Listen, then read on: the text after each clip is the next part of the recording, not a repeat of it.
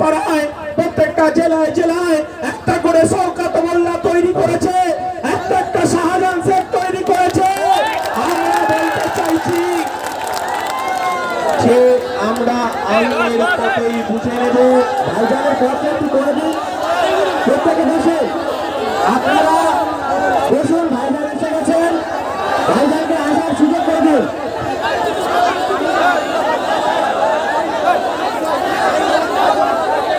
ইনকিলাব জিন্দাবাদ, নওশাদ সিদ্দিকী জিন্দাবাদ, আইএসএফ জিন্দাবাদ, ছোট ভাইজান জিন্দাবাদ, আইএসএফ জিন্দাবাদ। আবু সিদ্দিকের হত্যার প্রতিবাদে আমাদের এই লড়াই চলছে।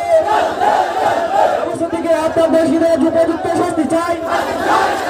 আবু সিদ্দিকের হত্যাকাণ্ডে যারা জড়িত তাদের দৃষ্টান্তমূলক শাস্তি চাই। রাজদীপ সরকারের শাস্তি চাই। আবু সিদ্দিক হত্যাকাণ্ডে জড়িত যে সমস্ত দুষ্কৃতীরা আছে তাদের উপযুক্ত শাস্তি চাই।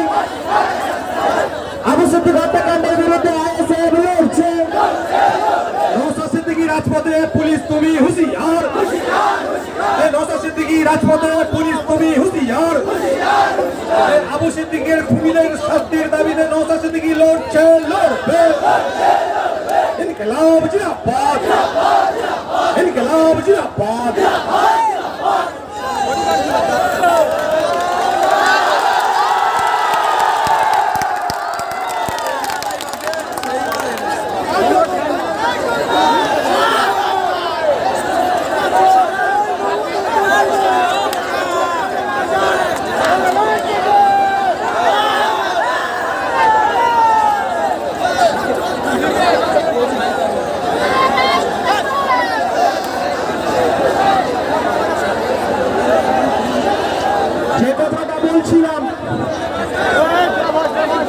এই পশ্চিম বাংলার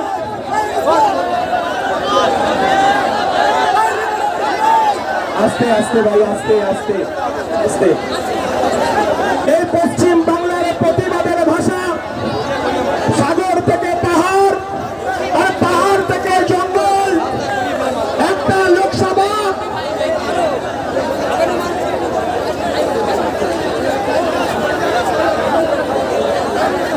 একটুখানি ভাই,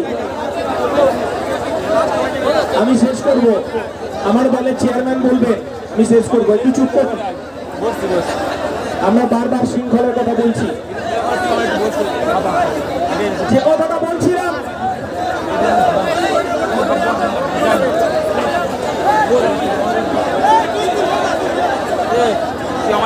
যে কথাটা আবার বলছি, যে একটা লোকসভা নির্বাচন, একটা পঞ্চায়েত নির্বাচন ব্যালট বাক্স চুরি করে জেতা যায়, ভাইপোকে 7 লাখ ভোটে জেতানো যায়, মথুরাপুরে বাপি হালদারকে জেতানো যায়, আর একটা আবু সিদ্দিকী ভাইকে খুন করে ভেবেছে আইএসএফটাকে আলমারিতে তুলে দেবে।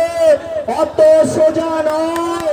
লড়াইটা রাস্তায় হবে, লড়াইটা রাস্তায় বুঝে নিতে হবে।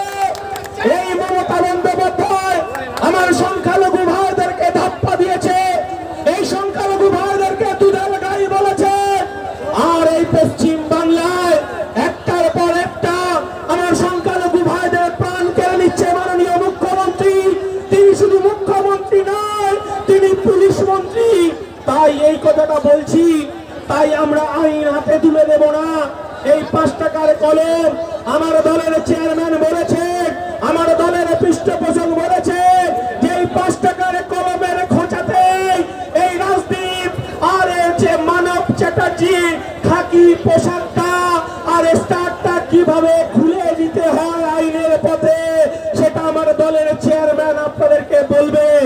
তাই লড়াইটা আমাদের আবার বুঝে যেতে হবে, বুঝে গিয়ে আমাদের আবার লড়াই। এই কাগুজে বাঘ, আমি আবার বলছি, তৃণমূল কংগ্রেস কাগুজে বাঘ। এই তৃণমূল কংগ্রেসের কাছ থেকে এই মানব বাবুরা, মানব চ্যাটার্জি, এই মানব চ্যাটার্জি আর এই রাজদীপ সরকার যদি 1 ঘন্টার জন্য নিরপেক্ষ থাকে, এই দক্ষিণ 24 পরগনা থেকে তৃণমূল দলটা উঠে যাবে। তাই ভয় নয়, লড়াইটা আমাদেরকে সামনের সারিতে থেকে থেকেই বুথে গিয়ে লড়াই করতে হবে।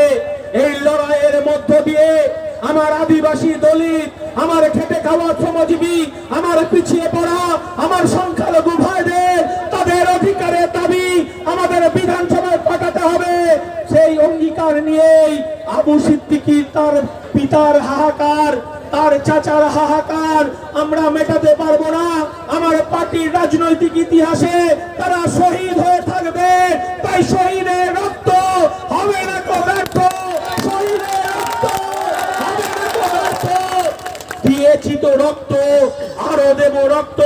মমতা বন্দ্যোপাধ্যায় কান খুলে শুনে রাখুন, দিয়েছি তো রক্ত, আরো দেব রক্ত। এই রক্তের বন্যায় ভেসে যাবে অন্যায়। এই কথা বলে সবাইকে সংগ্রামী অভিনন্দন জানিয়ে আমার বক্তব্য শেষ করছি। জয় হিন্দ। আবু সিদ্দিকী ভাই তিনি অমর রহে, তিনি জিন্দা থাকবেন আমাদের মধ্যেই। আমরা তার পরিবারের পাশে থাকব, তার পরিবারের পাশে থেকে আইনের শেষ বিন্দু পর্যন্ত আমাদের শরীরে যতক্ষণ রক্ত থাকবে ততক্ষণ পর্যন্ত আবু সিদ্দিকীর পিতার বিচার যাতে পায় সেই লড়াইয়ে আমরা থাকব। আর একটা শেষ কথা বলি, মাঝে মতো এই যে মিডিয়াগুলো দেখাতে চাইছে এই এখানে 10 জন আইএসএফ নেতা তৃণমূলে জয়েন করলো, ওখানে 20 জন নেতা তৃণমূলে জয়েন করলো। আমি এখানে গরুহাটাতে গিয়ে বসেছিলাম। গরুহাটা কবে বসে? রবিবার বসে। এই গরুহাটায় গরু ছাগল বিক্রি হয় রবিবারে রবিবারে। কিন্তু আপনাদেরকে বলছি আইএসএফ কে কেনা যাবে না।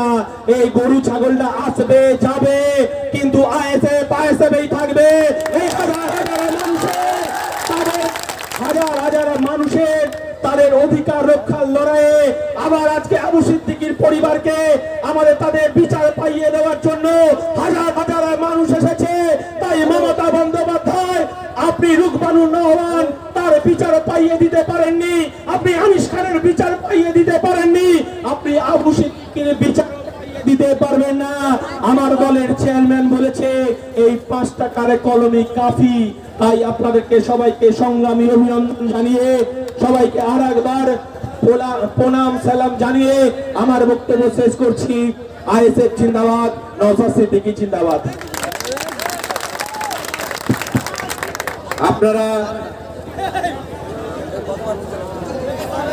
যার কথা শোনার জন্য অধীর আগ্রহ অপেক্ষা করছেন তিনি আমাদের মধ্যে হাজির।